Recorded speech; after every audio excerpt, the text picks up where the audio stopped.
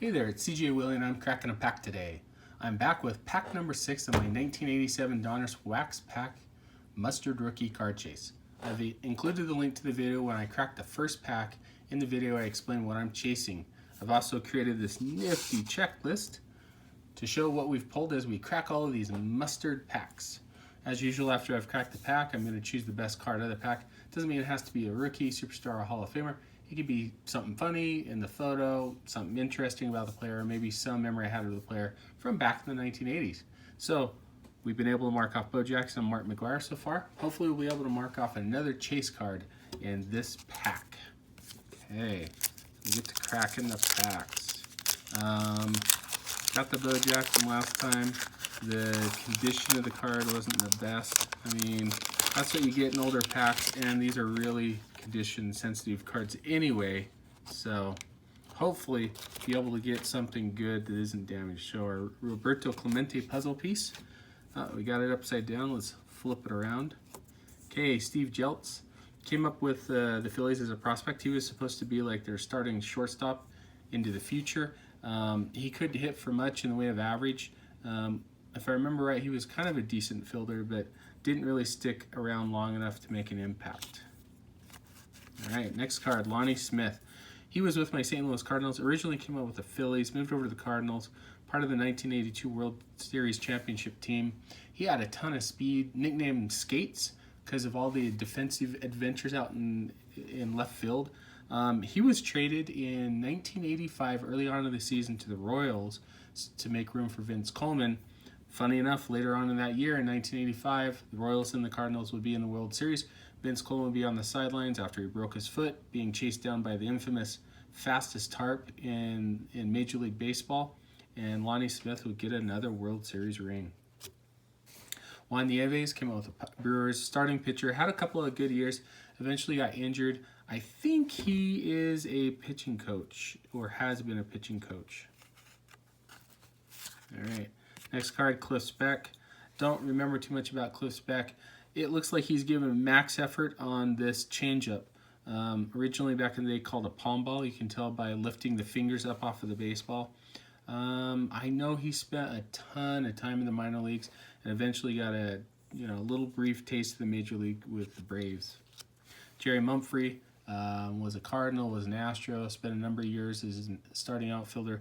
Later on in his career was more of a pinch hitter backup outfielder. A little bit of damage to the card right there. Looks like it was damaged in cutting, maybe with a dull cutter, and it got bent. Dan Gladden came up with the Twins, was part of came up with the Giants, then moved from the Giants over to the Twins. He was part of their 1987 and 1991 World Series teams. Jose Rijo came up as a pretty good pitching prospect with the A's. No, striked out with the Yankees, and then he was included in the trade that sent him to the A's and Ricky Henderson to the Yankees. So part of that blockbuster trade. Rijo pitched a number of years in the major leagues and had a decent career, relatively successful. Mike Bielecki came up with the Pirates. Here's kind of a funny photo. Looks like he's either, cut the cheese and he's laughing about it, or there's some sort of inside joke between him and the photographer. Had a great first year with the Pirates. Looked like he was going to be a pretty solid starting pitcher. Didn't pan out for him. Eventually went on to the Cubs and then was out of baseball. Jim Sundberg. There's an interesting backstory with Jim Sundberg.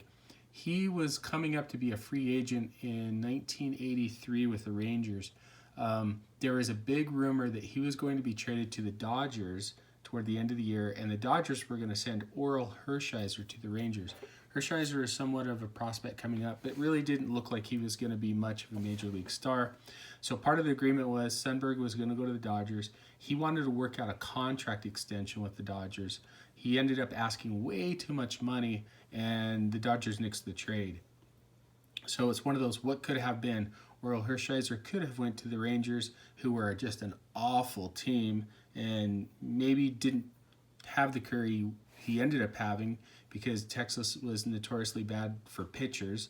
But because Sundberg didn't want to renegotiate or couldn't find a good renegotiation with the Dodgers, the rest is history. Bob Denier, Phillies, Cubs, pretty much a backup outfielder. Spent a couple of years as a starter.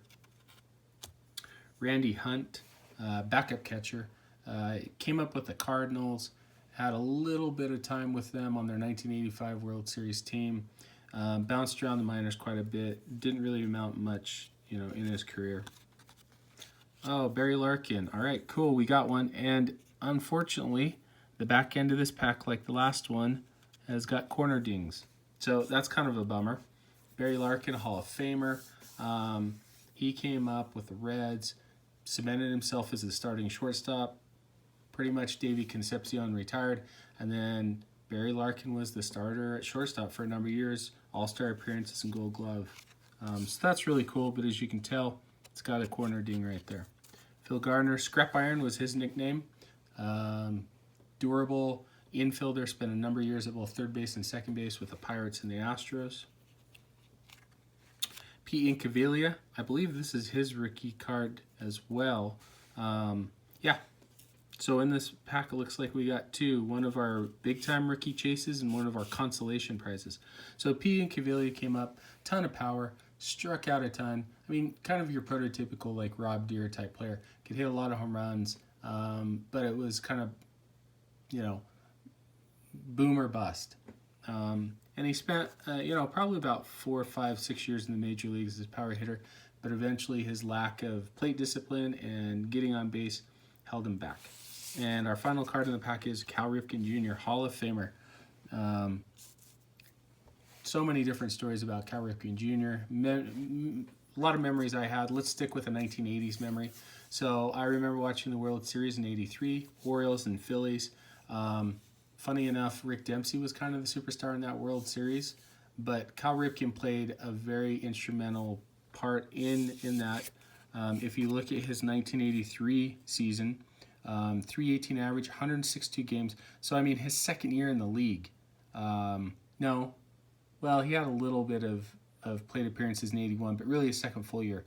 Led the league in games, at-bats, hits, runs, doubles, drove in 102 runs.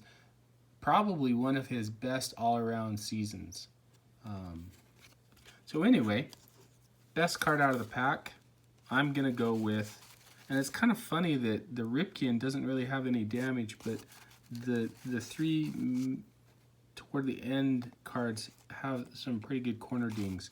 So that's kind of a bummer because it includes the Barry Larkin. But anyway, in my opinion, my favorite card or best card out of the pack is going to be Cal Ripken.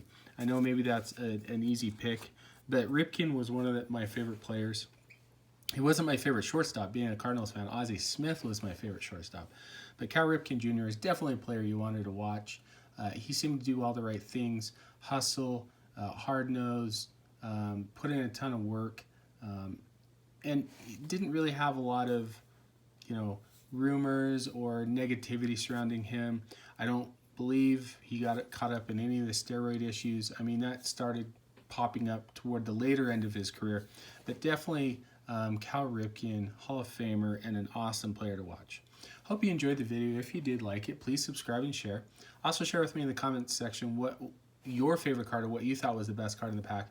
Until next time when I crack the next yellow pack of 1987 Donruss goodness in my mustard rookie card chase.